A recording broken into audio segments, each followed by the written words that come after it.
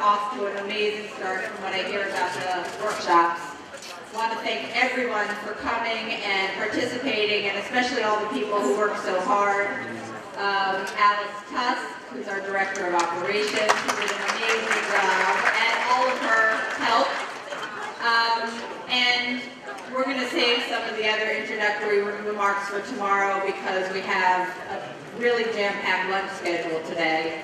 But I did want to give a shout out to Nefesh Israel, who has some representatives here today, and our European friends and our South American friends. We really have a wide range of people from all over and a lot of locals. So thank you all for coming out in this frigid weather. I'm Lisa Twerski, and I'm the co-chair for the conference, and Chaim Sender is my co-chair. He was up here a minute ago, but ran away from the attention. There he is. Everyone say thank you to Chaim. We have a really exciting program for you, as you can see, and one of the things that is an add-on, a new something for this year, which was Chaim's brainchild, was the Sunday night forums, which I encourage everyone to participate in. They're tonight after On Your Own supper. The SSA forum is closed completely, indefinitely, and no exceptions. The other forums have a little bit more flexibility and hope everyone will participate and give us your feedback about them afterwards. Before we move on to our program, I think we all need to give a resounding round of applause to Pomegranate. Thank you, Pomegranate. Once again, amazing food as usual. Definitely someone we want to keep coming back to the Nefesh conference. But another someone who we always have at our Nefesh conference, who's a fixture for us, is Rabbi Greenwald. Rabbi Greenwald has been the director of Camp Sternberg for the past 40 years. But beyond that, his reach extends to almost every area of our Jewish life. He is a tremendous advocate for the Frum community in multiple different ways, and a real resource for all of us as mental health workers and as community helpers in any capacity. Rabbi Greenwald is always there to be of help, is always there to extend himself, and we really value the fact that he comes every year. He's also a past recipient of the Esther Solomon Memorial Award, which this year is being given to Moshe Grafsky. Without further ado, Rabbi Ronnie Greenwald to present the award. Thank you.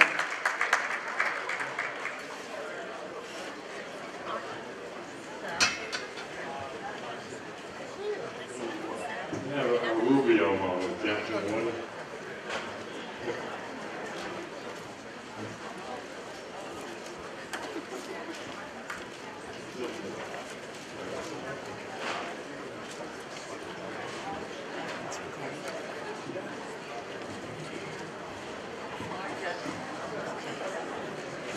My good friend, with David Cohen,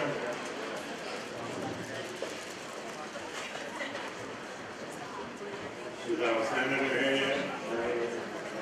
Our senator here?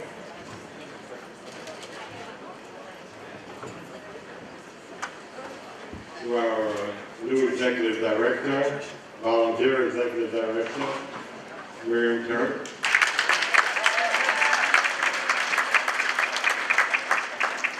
You'll hear more about her at lunch tomorrow.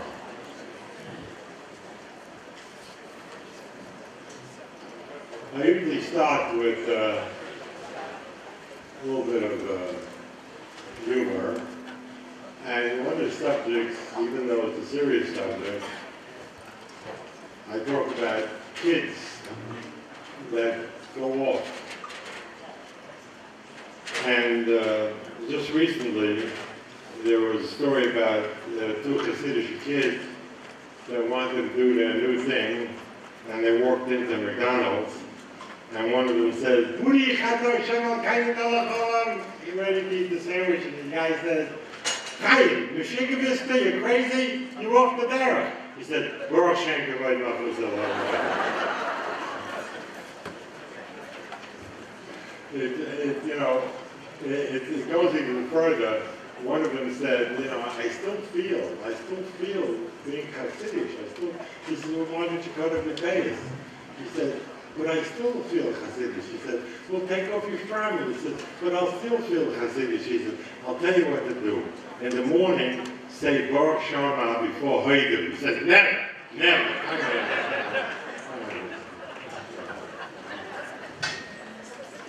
Yeah, I remember there was a little bit of a discussion where the family was arguing of what to name the kid in Muncie. So they went to a therapist. How do you decide they want from the mother's family, the father's family, from these people? They were fighting about it, so they decided everybody will write a name, and they'll put it in a hat. They'll put it in the Zadie's hat, and whatever name they pick out, that's what they'll name the kid. I want you to know this is the only kid in Muncie whose name is 7 1/8. Anyway, you know, for years, I speak about the issue of boys and girls that are challenged. I'm not too crazy about the word of the Torah, it's at risk, so I use the word challenge. And when I opened up the first school of this kind, Muncie Academy for Girls, about 10 years ago, parents would call me after 2 weeks and say, how is my Chaya doing? I said, well, she's in school. I said, but how is she doing? It's already 2 weeks. So when I was a little younger and a little more aggressive, I would say to the parents, for 16 years, you helped arrange for the kid to go off, and you want me to do it in 2 weeks. Wait a couple of years. And that's what I believed 15, 20 years ago, and I believe that today. It's a process. I want to talk about that process for a few minutes. I always felt that, and I'm sure you've told parents the same thing, whatever Torah you put into the child, or in the school that she went to, whatever you put into the child is still there. And maybe when she's 14, 15, 16, or a girl or a boy, it's buried deep down. It's covered with anger, it's covered with pain, but it's there.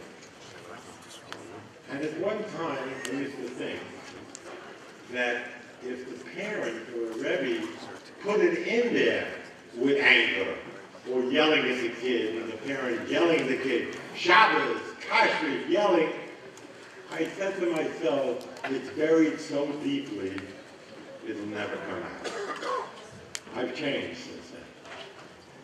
I literally believe that Torah has such energy, has such mitzvahs, that even if it's put in, and put it in a negative way, the Torah is in the child.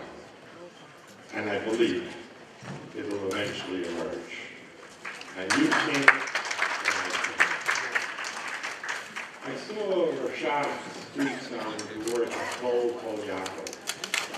They tell a story that Rav Zilberstein from Bnei Brak wanted to open a yeshiva in Beit Dagon in 1948. And he went to Rashad and asked him, where should I build a yeshiva? In the middle of the town, in the corner of the town, because there's a Gemara that says you should learn Torah away. Rashad told him, build it in the middle of the city. And he built the yeshiva. And Rav Zilberstein walked in one day and saw an older gentleman sitting in the Beis Medrash learning. And he asked him, what are you doing here? He said, let me tell you, I was in a battalion in 1948. I was in the army. And we tried to capture Beit Dagon, which is now around Congo, and were repelled by the Arabs. We made another attempt after we lost some soldiers, and we went back, and we were repelled. Before the third attempt, there was a young Orthodox boy in the army and said, I have a Mishnayos. let's learn the Mishnah. And this older gentleman said, I never heard Mishnah, I didn't know Torah. But I remember him saying over the Mishnah, the Mishnah. He said, we went and we captured the town.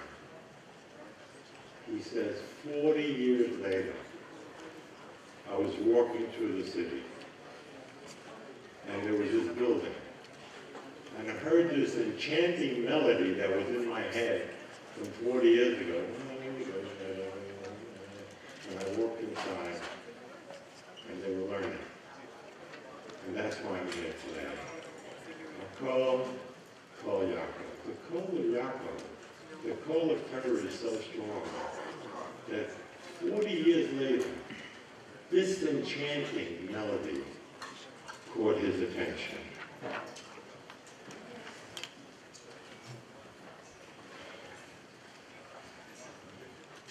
People always come to me and say, what's happening with Yiddishkeit today? Is it exploding? Is it imploding? We have so many kids off. We have so many molestations. We have so many divorces. We have so many Muslims. We have so many Jews going to prison. What is happening with Yiddishkeit? I want you now to take a few seconds and think back.